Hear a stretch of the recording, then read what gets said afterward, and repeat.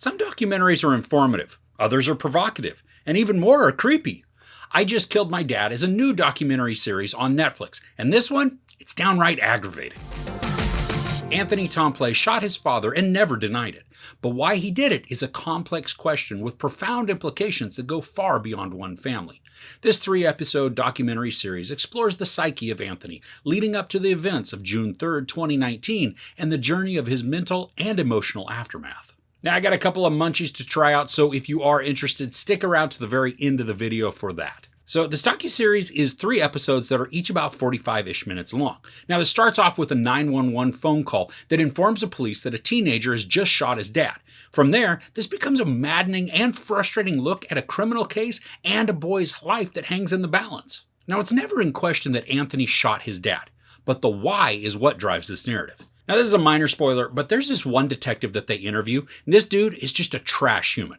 Because he has never experienced what Anthony describes, he can't possibly see how shooting someone was actually an option. Anthony describes verbal and emotional abuse to the detective, and the dude's like, sure. I mean, he was called names, but come on, that doesn't equal motive for Anthony's actions. I mean, the dismissive attitude was just sickening. And when we get to see footage and interviews with Anthony, both when he's being interrogated by the police on the night that it actually happened, and then as he speaks to the film crew for the documentary, I really do think that this guy could be on the spectrum because we just see him stimming and not really ever making any type of eye contact. And I understand that this could just be nervousness from being in a police interrogation, but we see it occur through several other different situations.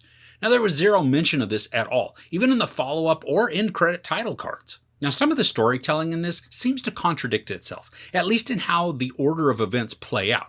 Now, sometimes these are resolved through further interviews as we are initially given just this soundbite clip, and then later we hear it in more of a full context, which then clarifies the contradictions that seem to have existed.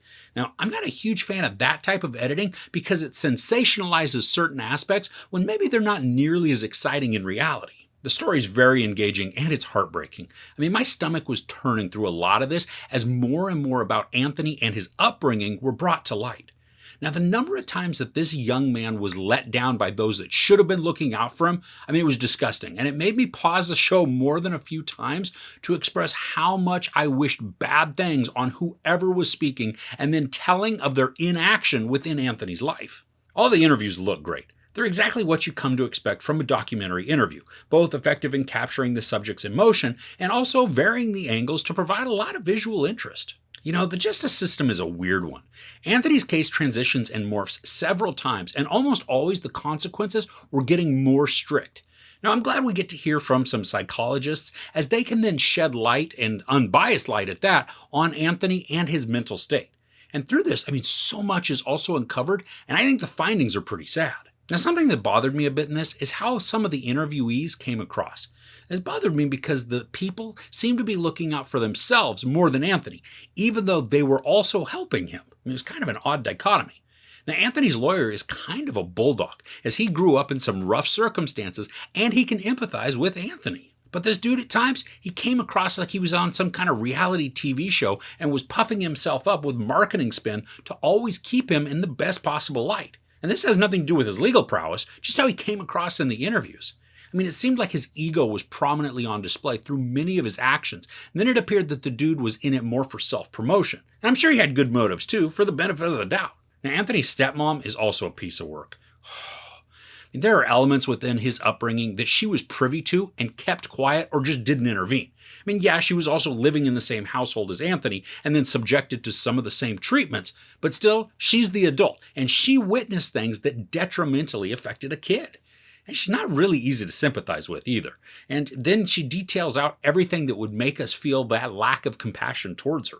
Now, on the whole, I did like the presentation, but there were opportunities along the way to give us a clearer picture of what was occurring versus trying to build out intrigue with sound bites and obfuscation. I was disappointed when this concluded because we're clearly watching a damaged young man try to pick up the pieces of his life, and there is zero information on if he's getting treatment or counseling for what he went through. I mean, and even if he's not receiving it, to make note of that would be better than just total omission. This is a frustrating and aggravating story, but it's still a very compelling watch, even if the way the narrative is pieced together isn't as straightforward as it could have been. Now, I think there are important lessons that could be gleaned from this story, especially when it comes to appearances and the well-being of kids. Law enforcement should be more inclined to gain insight rather than make ignorant assumptions, especially when they don't have experience in a certain field, and then especially when minors are concerned. And the footage looks great in this, and it creates an engaging watch, but this presentation does need some improvements. There's no sex or nudity, but there is some profanity and violence. Now, as a reminder, I don't give couch ratings for documentaries, but I do recommend checking out I Just Killed My Dad at some point. But you know what? I don't think it's something to just drop everything right now to watch.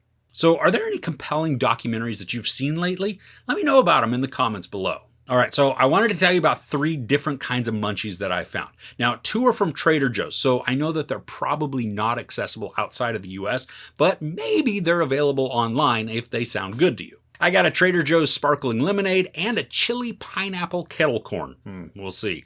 Plus, I got some Loker classic lemon wafer cookies to try out. So we're going to start off with sparkling lemonade. Now, this is, you can see here, it's best served chilled. Now, I've already had some of this, and it is really good, but it is really tart. I mean, think about the tartest lemon you could possibly find, most sour. Stick that in your mouth and go, and then watch your head implode.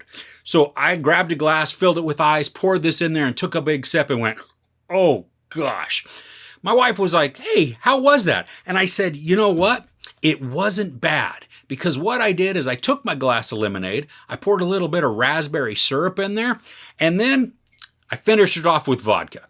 And then it was absolutely drinkable. I'm sure the vodka didn't hurt at all in this. I mean, it made it really good. The lemonade by itself, I think it's too tart. The sparkliness is nice. Creates a little bit of that bubbly in your mouth, you know, and a little bit of a bite too. But overall, by itself, I don't think I would drink this again. I'll add something else to it and be on my way. Okay, so next up is this chili pineapple kettle corn. Yeah, I don't know. Let's see. It's from Trader Joe's. I just clipped open the top of the bag so that I could get into it easily. I have not tried it yet. I can smell it, and it is it's definitely strong. I do get a very chilly bite to it, but the pineapple is not really coming through. It's almost like a really strong lime that I'm getting, but I'm sure that's pineapple. Let's see here. I'm just gonna, can you see that? I don't know if that's gonna focus or not. It's kind of like an orangish, shiny.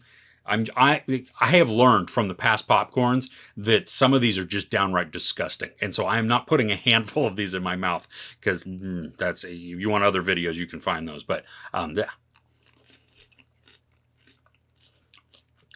Okay, to be fair, I do need a handful of them, because it just kind of disintegrates into my mouth there. It's a riveting video to watch me chew, I know. Okay. It's very conflicting. The chili has a bite to it. It has a little bit of a heat to it that I feel at the back of my tongue, and I'm starting to feel it at the back of my throat. Now, I love spicy food, so this is outstanding. I really like that. I like the chili flavor. I'm not a fan personally of the sweetness that is coming through in the pineapple. I still don't really taste pineapple, though. I just taste something citrusy-like, and I don't know if it actually is pineapple citrus. Whatever, it doesn't really matter. I don't really taste that. I taste something kind of sweet and a little bit of tart, and then the kettle corn, whatever that has on it, I don't know if it has sugar or whatever they do for kettle corn. But so this is actually not bad. I'm not a fan of kettle corn. I don't like pineapple either, which is funny that I would pick this, but I thought, hey, maybe if it's disgusting, at least you'd get some fun out of that. But it's actually not bad. So if you have an opportunity to find chili, pineapple, kettle corn, whether it's Trader Joe's brand or wherever, maybe give it a try. See how it is. I don't know. I'm not going to buy this again, but it is not too bad. All right, now finally, I have these Loker Classic Lemon Wafer Cookies. Now, I've had wafer cookies before. I think they're delicious. I've never had Loker, and I don't think I've ever had the lemon. I always get the ones that are pink, white, and blue, or pink, white, and blue. No, they're pink, white, and brown, and they all taste the same, even though they say that like chocolate, vanilla, and strawberry. They never taste like that. They're all the same. But let's try this. Okay, so let's see here. Pull one out so you get to hear all that nice sound there. So it's exactly what you would think as a wafer cookie. It's got a little bit, gosh, I can't even see the frosting in the middle. Maybe it's got frosting in the middle. We'll find out. Whew. That is lemony. That's not bad. Little, I say that kind of like the lemonade there. It's got a little bit of that real tart that comes in at the afterbite there. Not bad, not overly sweet. I think I've been ruined by the nasty ones that you get in the just everywhere in the grocery store that are just kind of generic, you know, the brown, pink, and white ones. Not bad though. If you like lemon, you want these, hey, give it a shot. If you enjoyed this, please give it a like. Also, don't forget to share and subscribe. I'm Chris. This is Movies and Munchies. Thanks for couching with me.